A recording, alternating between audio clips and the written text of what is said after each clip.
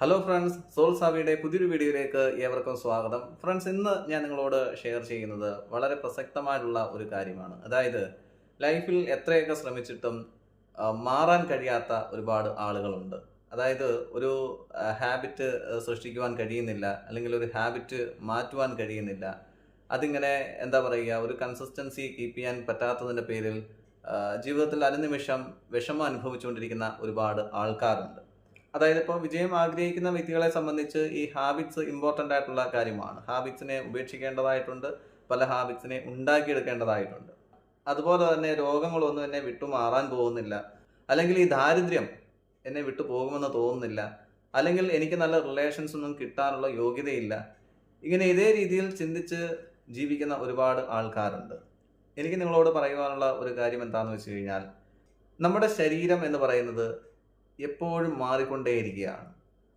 അതായത് ഓരോ നിമിഷവും നമ്മുടെ ശരീരത്തിൽ നിന്ന് ധാരാളം കോശങ്ങൾ നഷ്ടപ്പെട്ടുകൊണ്ടിരിക്കുന്നു.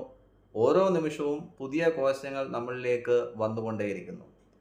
അങ്ങനെ ഓരോ ദിവസവും നമ്മൾ മാറ്റത്തിന് വിധേയമായിക്കൊണ്ടേയിരിക്കുകയാണ്. അങ്ങനെയെങ്കിൽ ഇന്നലെയുള്ള ഒരു വ്യക്തിയല്ല ഇന്നത്തെ ഞാൻ.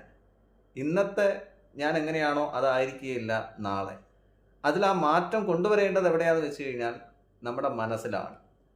മനസ്സിനെ അതിൻ്റെ പൂർണ്ണതയിൽ കാര്യങ്ങളെ വിശകലനം ചെയ്യുവാൻ ശ്രമിക്കുക. അതായത് എന്തിൻ്റെയും പൂർണ്ണത അനുഭവിക്കുവാൻ നമുക്ക് കഴിയണം. നിങ്ങൾ നല്ല ആരോഗ്യമാണ് ആഗ്രഹിക്കുന്നതെങ്കിൽ നല്ല ആരോഗ്യത്തിൻ്റെതായിട്ടുള്ള പൂർണ്ണത അനുഭവിക്കുവാൻ കഴിയണം. ദാരിദ്ര്യം മാറുവാൻ നിങ്ങൾ ആഗ്രഹിക്കുന്നുവെങ്കിൽ ദാരിദ്ര്യത്തിലേക്കല്ല, സമ്പത്തിൻ്റെതായിട്ടുള്ള പൂർണ്ണത അനുഭവിക്കുവാൻ കഴിയണം.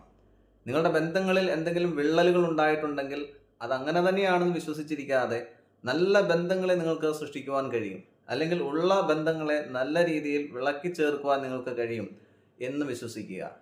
എൻ്റെ ചിന്തകൾ പൂർണ്ണതയുടെ ചിന്തകളാണ്. പൂർണ്ണത മാത്രമേ ഞാൻ കാണുന്നുള്ളൂ. ഞാൻ സ്വയം പൂർണ്ണത നേടിയിരിക്കുന്നു എന്ന് നമുക്ക് പ്രഖ്യാപിക്കുവാൻ കഴിയണം, എന്ന് നമുക്ക് തീരുമാനിച്ചുറയ്ക്കുവാൻ കഴിയണം. എന്നിലുള്ള ശീലങ്ങളെ എനിക്ക് മാറ്റുവാൻ കഴിയും. അത് മനസ്സിൻ്റെതായിട്ടുള്ള ഒരു പൂർണ്ണതയുടെ നിയമമാണ്. മനസ്സുകൊണ്ട് നമ്മൾ ആഗ്രഹിക്കുക, എൻ്റെ ഈ ദുശീലം ഞാൻ മാറ്റും, ഞാൻ നല്ലൊരു ശീലം വളർത്തിയെടുക്കും. അതിൻ്റെ ആ പൂർണ്ണതയെ നമ്മൾ അനുഭവിക്കുക. ഇങ്ങനെ ഓരോ നിമിഷവും മാറിക്കൊണ്ടിരിക്കുന്ന നമുക്ക് സ്ഥായിയായിട്ട് ഒരു ശീലത്തെ നിലനിർത്തുവാൻ കഴിയുകയില്ല. സ്ഥായിയായിട്ട് ഒരു മനോവികാരത്തെ നിലനിർത്തുവാൻ കഴിയുകയില്ല. മാറ്റം തുടങ്ങേണ്ടത് നമ്മുടെ മനസ്സിലാണ്, മനസ്സിലെ ചിന്തകൾ കൊണ്ട്.